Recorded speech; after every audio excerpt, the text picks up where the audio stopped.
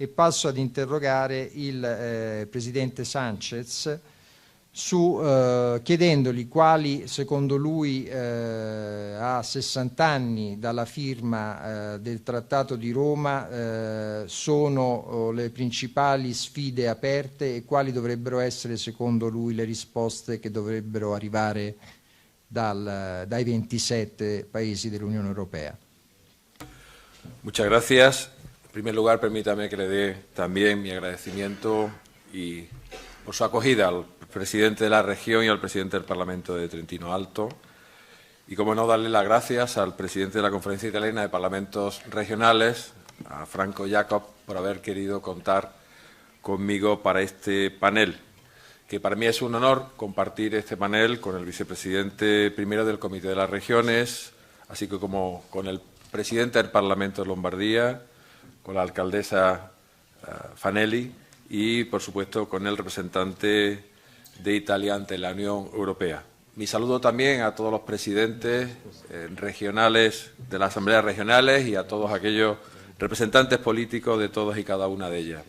Y permítanme también que les traslade un sincero y afectuoso saludo a los ciudadanos que nos acompañan, jóvenes, mayores, que hoy también van a compartir con nosotros este debate. Un fraternal saludo desde España a todos ustedes. Les voy a contestar con la rapidez de una frase. ¿Cómo estamos después de 60 años del Tratado de Roma? Pues creo que estamos ante la añoranza del pasado, la incertidumbre del presente y, desde mi punto de vista, y espero trasladarles, la esperanza del futuro. De la añoranza del pasado solo debo decirles una cosa. Yo particularmente me siento un privilegiado. Y me siento un privilegiado porque voy a tener la oportunidad, desde la responsabilidad que desde hace muy poquito tiempo me otorgaron los presidentes de las asambleas y parlamentos regionales de toda Europa, de presidir una conferencia, la CALRE, que aspira también a trasladar un mensaje positivo y de esperanza hacia la continuidad de la Unión Europea de la misma forma que fue construida hace 60 años.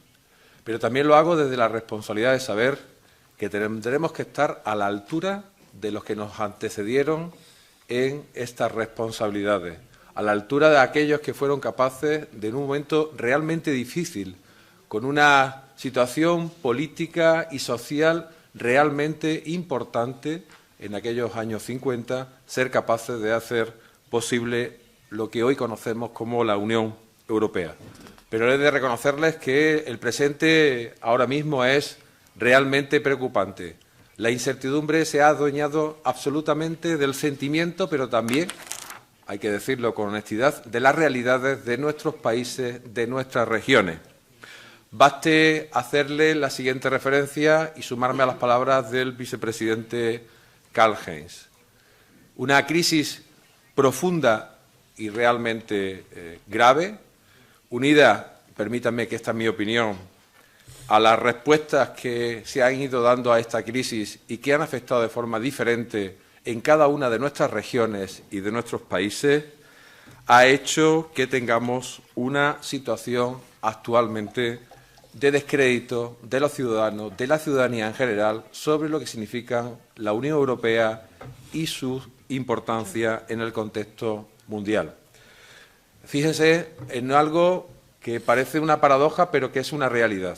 Después de 60 años, en todos y cada uno de nuestros países y regiones, aquello que es bueno siempre es mérito de los gobiernos regionales o nacionales, aun cuando hayan sido políticas impulsadas de la Unión Europea. Lo malo se utiliza con una frase que es demoledora: lo impone Bruselas, y se convierte, desgraciadamente, en una sentencia lapidaria que nos impide ver la realidad de lo que significa estar juntos para seguir avanzando en el futuro. Por eso yo creo que, para hacerlo de forma rápida, tenemos que tomar, como bien ha dicho el presidente Karl-Heinz y también decía el presidente de Trentino Alto, tenemos que tomar nosotros la iniciativa, los ciudadanos. Europa se construyó, permítanmelo decirlo, de arriba abajo.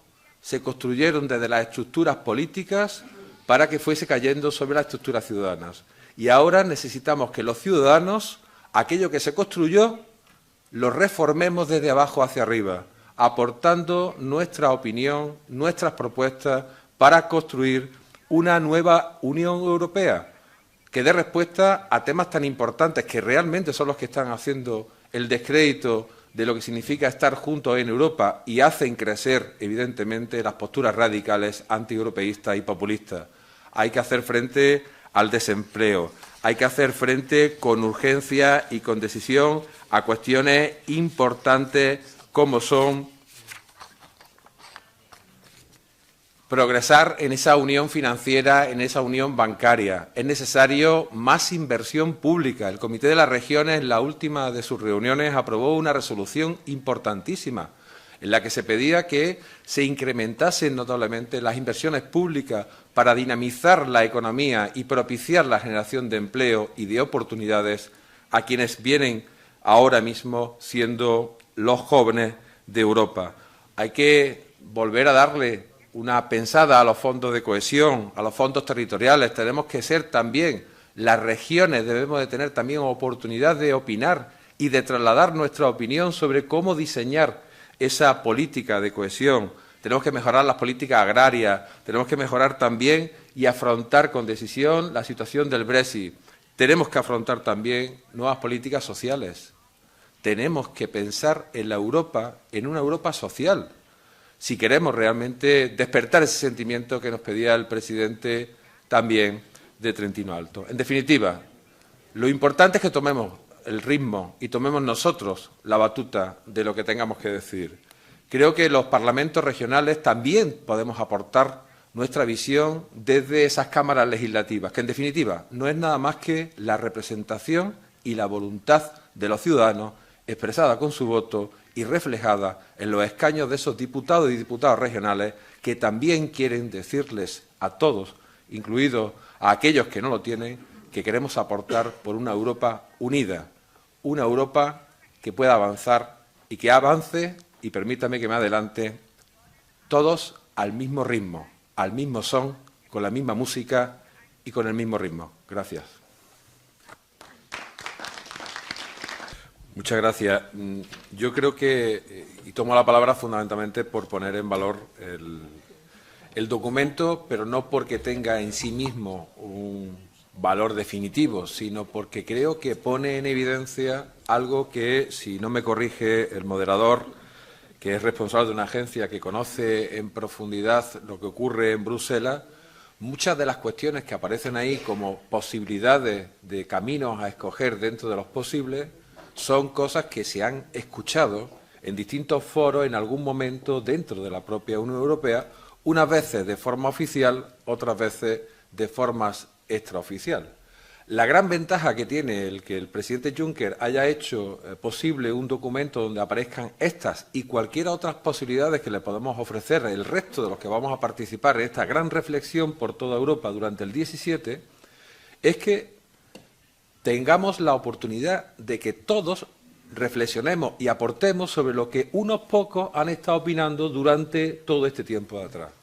Y eso en sí mismo es un gran valor.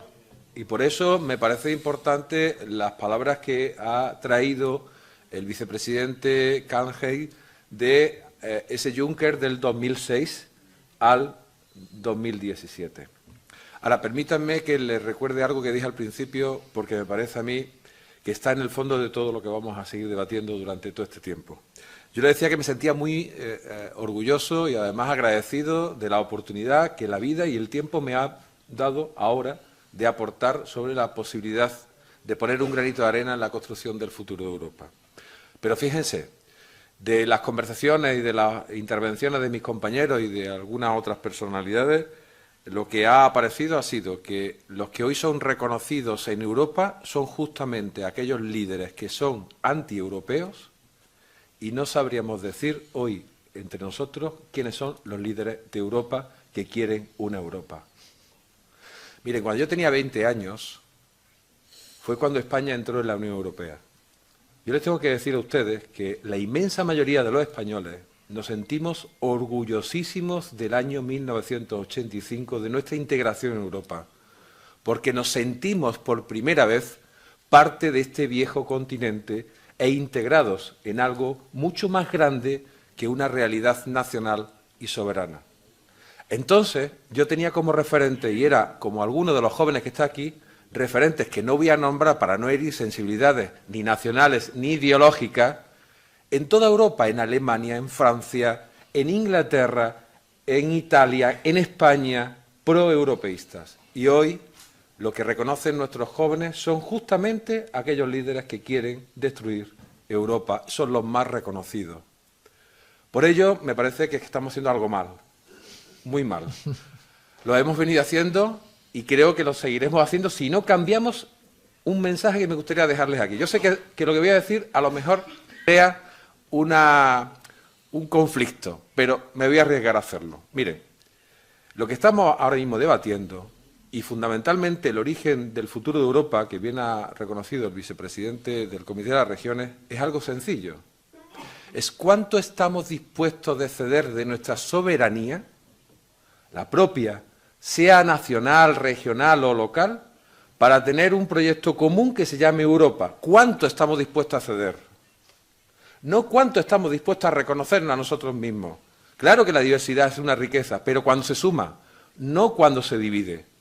La diversidad solamente es riqueza cuando se suma. Cuando no, se convierte, desgraciadamente, en una infinidad de átomos que no tienen ningún sentido si no juntan todas y cada una de sus piezas y se convierten en una gran molécula que es capaz de transformarse. Por eso yo creo que tenemos que estar trabajando sobre qué estamos dispuestos a ceder. Queremos una Europa que tenga capacidad de formar a los jóvenes en un programa educativo que sea común a todos nosotros desde la diversidad de lo que podemos aportar de cada una de nuestras regiones y territorios. ¿Estamos dispuestos a que todos los ciudadanos de Europa que se conforman en esta Unión Europea tengan los mismos derechos en cualquier lugar de Europa? ¿Queremos que cada uno de esos europeos tenga los mismos derechos sociales, sanitarios y de todo tipo, sea cual sea el origen de cada uno de ellos? ¿Queremos de verdad tener algo que decir en el mundo con una Europa unida, fuerte, que sea capaz de hablar de tú a esos grandes países que hoy forman ese eje mundial de poder, China, Estados Unidos y demás? Pues si queremos eso, hablemos de qué estamos dispuestos a ceder de cada uno de nosotros.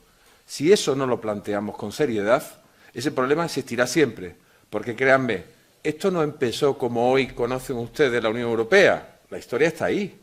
Esto empezó como un simple negocio. Y ya se le han dado todas las vueltas posibles, todas las combinaciones posibles.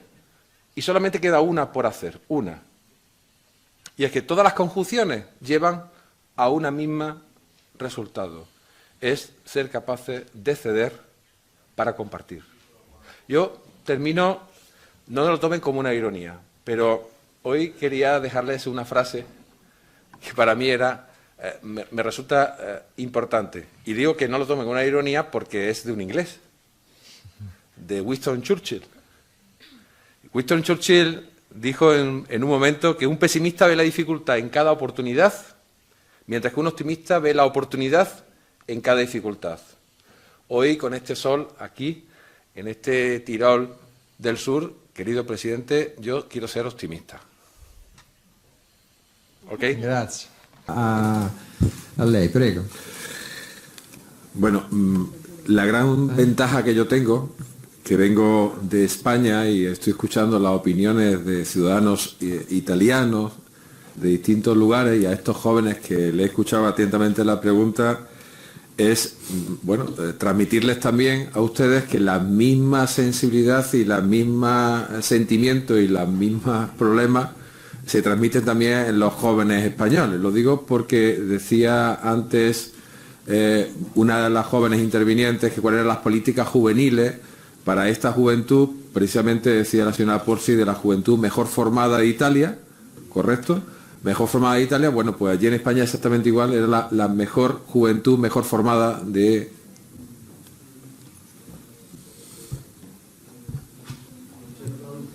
Ah.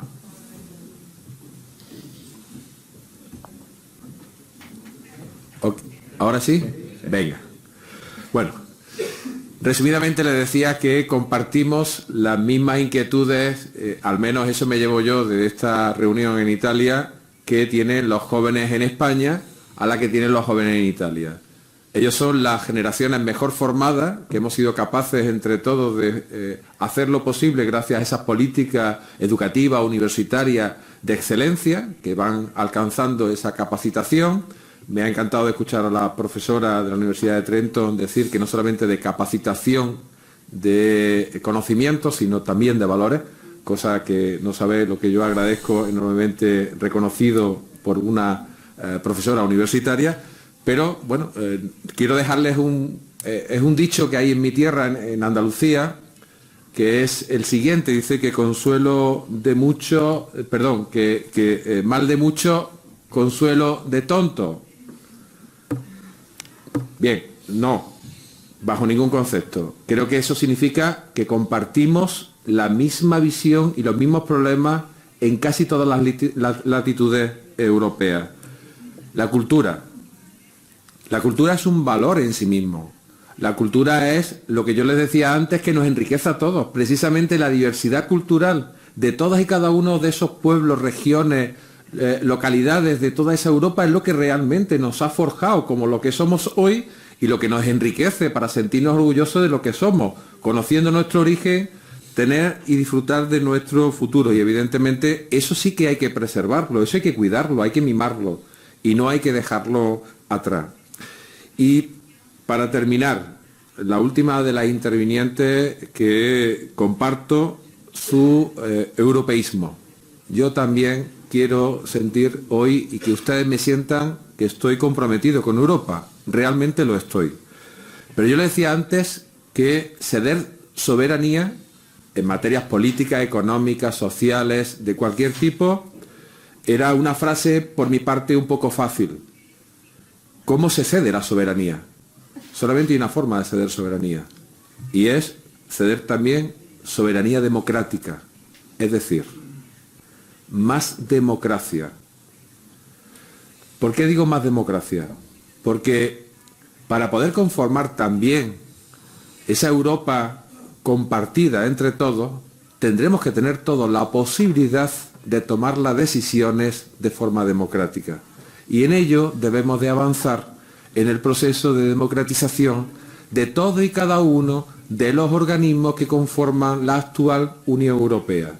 Ya tenemos un Parlamento Europeo, pero ese Parlamento Europeo probablemente tendrá que tomar mayor protagonismo y mayor capacidad de decisión, e igual tendremos que hacer con otros órganos de la propia Unión Europea si los dotamos de más democracia y los ciudadanos podemos decidir en todo momento los compromisos que se adquieran por parte de aquellos que quieran liderar esa Europa, que es sede de soberanía regional, de país y demás, por tener una Europa mucho más amplia. Esto no va a ser fácil, evidentemente. Ahora, o nosotros tomamos conciencia de lo que queremos ser, o evidentemente en el mundo no pintaremos mucho. Pintarán otros más que nosotros y evidentemente no tendremos capacidad de influir y de decidir en el futuro que se nos avecina pronto. Grazie. Adesso un condensato.